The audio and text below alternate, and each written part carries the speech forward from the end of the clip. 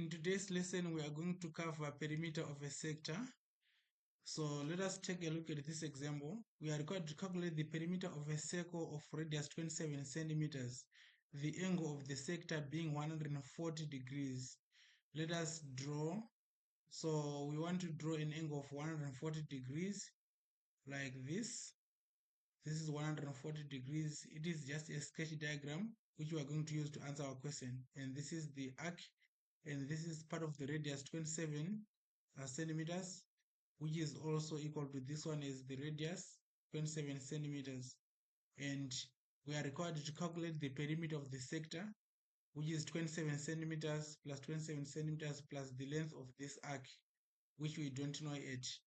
So we need to first calculate the length of this arc, which you say arc length in S is calculated as theta over 360, which is the angle which is subtended here, theta over 360 times 2 pi r, right? We write theta over 360 times 2 pi r, right? And then we are going to substitute theta with the angle subtended by the radi, which is 140 degrees, as well as replace pi with its value, estimate value, which is 22/7.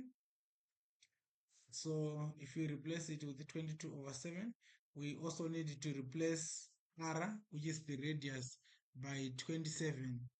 And then if we replace like this, we just need to do the math. We have to divide by common factors. Divide the zeros as well as the degrees, they will cancel.